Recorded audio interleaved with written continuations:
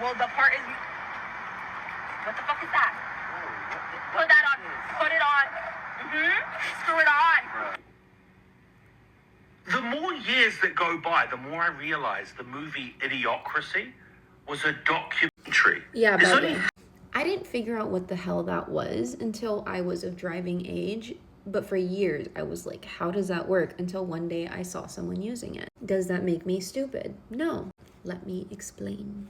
We have a couple of things going on in this video. One is a guy just doesn't know how to utilize the gas box thing. I don't even know if that's what the name is, but there's a name for it, I'm sure. The fact that his mannerisms are like not solid in grabbing something and kind of scattered, and he keeps on fidgeting, and the fact that he's wearing pajamas, it tells me that he has a high level of anxiety. So whether or not he's intelligent isn't really a factor. The neurons in his brain, because he has a higher level of anxiety, they're not firing off the way that other people's normally do. For example, if you told him, hey, I'm gonna give you $1 million, his nervous system is so fried, just based off of what I can see, that he would have the response of,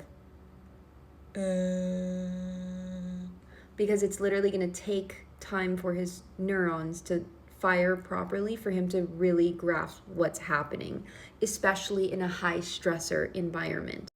Meaning, if I told him I have French fries, that's a low stressor environment because there's nothing like French fries. They're $1 at McDonald's. I think they're $1. I don't know how much they are anymore, but you're not breaking the bank. There's no pressure on it. So the nervous system can calm down believing that it's comfortable. But once you put something of higher placement or a value on it, the pressure goes up. This is the difference between physical and psychological danger. Without the proper training or identification, the body perceives any kind of danger as a physical danger.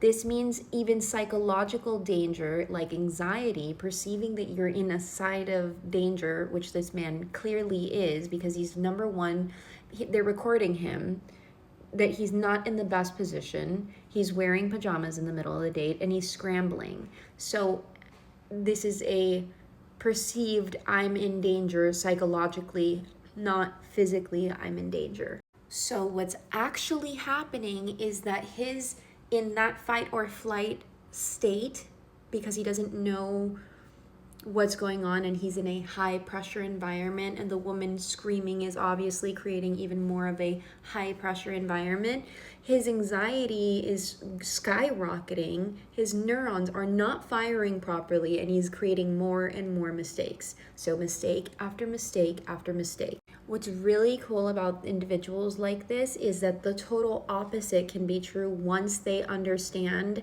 their nervous system and how to regulate it. They usually end up having like more predatorial eyes. I don't know how else to describe them, but that doesn't mean they're predators. It means that they can see things that other people cannot.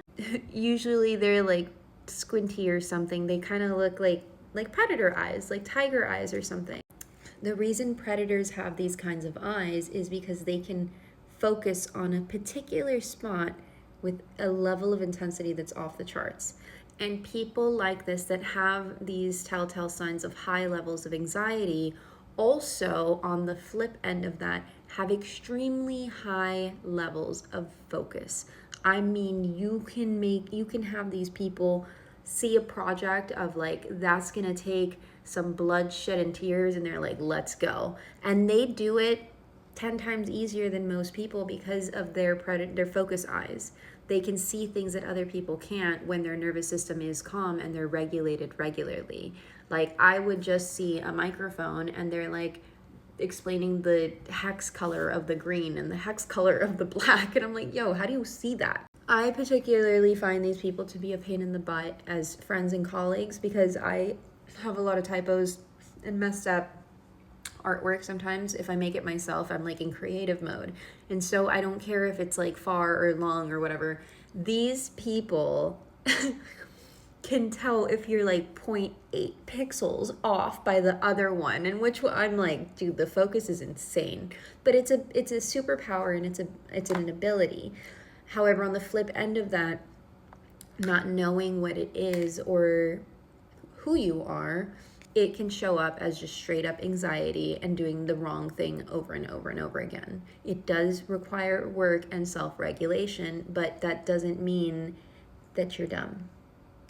Most people are not dumb, and most people are not ugly. They just have trauma and messed up nervous systems. I myself have gotten better on camera because I've gotten rid of trauma and a crappy nervous system. And I just saw my picture the other day when I used to smile in my 20s. And now when I smile, I'm like, hey, smile, I'm happy, let it out, right?